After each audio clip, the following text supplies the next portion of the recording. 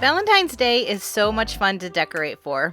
Hey everyone, welcome back to Glue La La. My name's Jess and I love to create home decorations on a budget.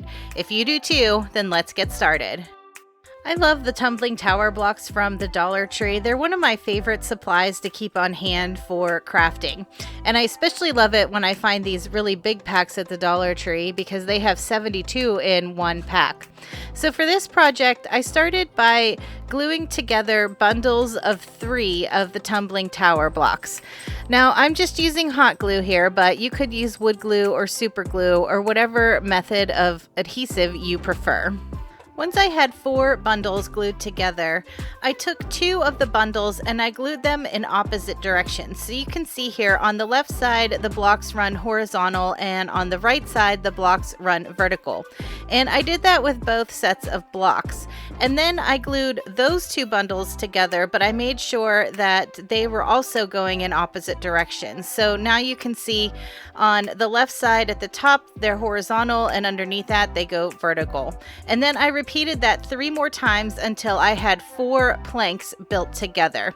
And this is going to create the planter box for our Valentine's project. Then I just started hot gluing each of the planks together. So I started by laying one on the bottom piece, and I was really trying to make sure that I always had the blocks going in opposite directions. So if you kind of rounded the corner of the planter, if the blocks were going horizontal, the next set would go vertical. And I did that until I had all 4 blocks glued together and they formed a square. For the bottom of my planter, I decided just to use a piece of chipboard, and I traced around it and cut it out with my paper trimmer, and then I hot glued it onto the bottom. Now if you don't have chipboard, you could use cardboard, foam board, or you could even lay some craft sticks across the bottom as well. If you've been watching my videos for a while, you know that I love my plaster color by Waverly or the Waverly Antique Wax, but I decided to step out of the box a little bit and try something different. So I had this metallic gold paint by Folk Art on hand, and I started painting it around the outside of the box.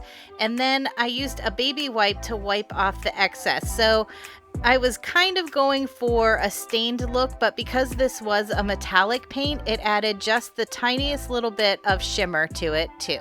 After my paint had dried, I took this velvet pink ribbon that I had. I got this at an after Christmas sale. I can't remember. I think I got this either at Walmart or Michael's.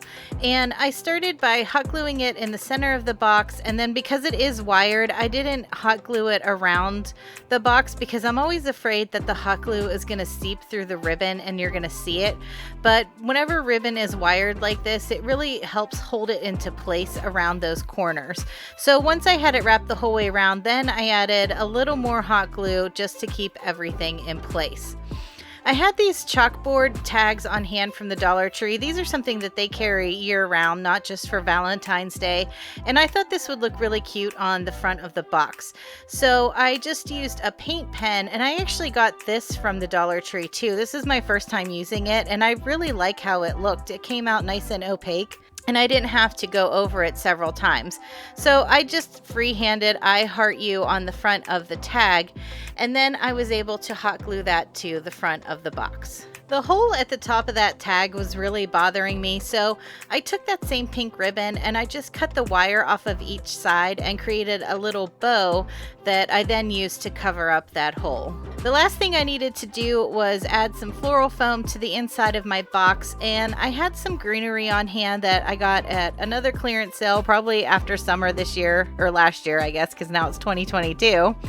And I used that as a base, and then I had these sort of glittery white hearts in a flower pick from last year that I got at the Dollar Tree, so I just tucked a few of those inside the greenery too.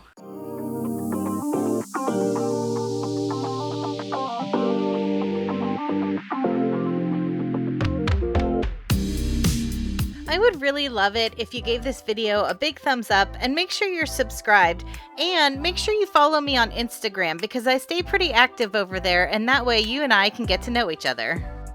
I've had this chalkboard sign in my stash for a while, so I decided to use it as a base for a Valentine's piece. I had one of these wooden heart cutouts from the Dollar Tree, and I'm just tracing it out on a piece of heavy cardstock just to use as a pattern. But I will be using the wooden heart later on in the project. You can't see it really well on camera, but I added 3 glue dots to the back of my cardstock heart, and I placed it in the center of the sign. I used the glue dots because I didn't want the cardstock to be permanently attached, and I knew I'd be able to peel up the glue dots pretty easily. Then I took out the jute string hanger that was already on the sign, and I used some painter's tape to cover up that top wooden piece because I wanted to make sure I didn't get any paint on it. Now it was time to get my hands dirty, literally. I took an old toothbrush and I dipped it in some white chalk paint, and then I started running my thumb over the bristles of the toothbrush, and I started spattering the paint all around the outside edge of that heart. I did get one big glob on there, so I wiped it away and it left a little bit of a smear mark, but once I added more paint spatter on top of it, it really blended it in. After I got cleaned up from the white paint, I repeated the process with some red acrylic paint. And again, with the red paint, sometimes I would get bigger globs here and there that I didn't care for, and I just gently wiped them away and then added more paint spatter over top of it to blend it back in. I let all of the paint dry really well, and then I peeled up my heart to reveal the black underneath. And I gotta tell you, these little glue dots really stuck on there. I had a little bit of a hard time getting those things off. So let me know in the comments what you think I should have used instead. I think I probably could have used just some Scotch tape, folded over into a loop, or maybe some of that poster tack. I'm not really sure what I should have used to give me more of a temporary hold. So after I had all those little glue dots peeled off, I took that wooden heart that I used as my pattern for the heart, and I just hot glued it back onto the center. The reason I did it this way is because I really wanted just solid black behind this heart so that you could really see that pattern show through. After I added the jute twine back to the top of the chalkboard, I felt like the sign was too plain, so I created this fun loopy bow out of some Valentine ribbons from my stash, and I hot glued it to the top.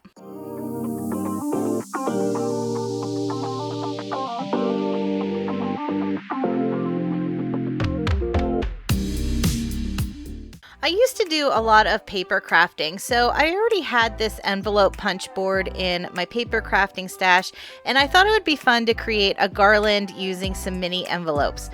I picked out this one Valentine's paper pad that I already had, and I decided to make my envelopes 2.5 by 3 inches, and there's a little chart on the front of the envelope punch board that tells you how big of a piece of paper you need to create your envelope. So I cut out 4 pieces of the scrapbook paper, and then using the chart on the front of the punch board, it tells me where I need to line the paper up and where I need to score it. So if you don't have an envelope punch board, you could also just cut a square out and cut your own little notches in it, or you could look online. I'm sure you could find a free printable for mini envelopes, or if you have a Cricut, I'm pretty sure in Design Space they have templates for envelopes as well. So one other thing that the envelope punch board is it'll round the corners for you so that you get a cleaner look. And I'll make sure that I have a punch board linked in the description box below. The next thing, because I scored all the lines on the punch board, it was really easy to fold my envelopes up, and I just burnished them down with the little tool that comes with the punch board. And then I just used some double-sided tape to adhere my envelope flaps together. The only thing I didn't do was I didn't glue the top flap down right away because I needed that to stay open so that I could attach it to my garland. An alternative to using scrapbook paper and a punch board is just to use a piece of felt.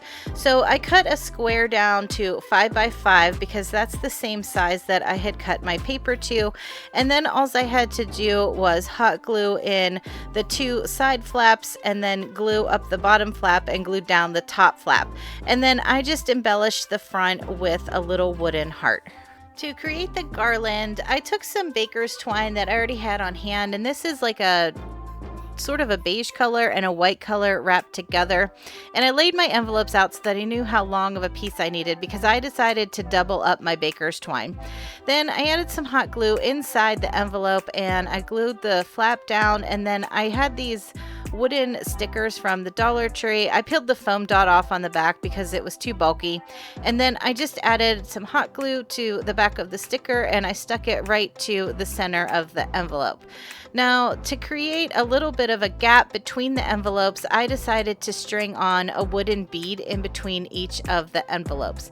And you can see here that I cut out 2 different patterns of envelopes from the cardstock, and I just alternated the patterns, and then I also switched what wooden piece I was gluing to each envelope.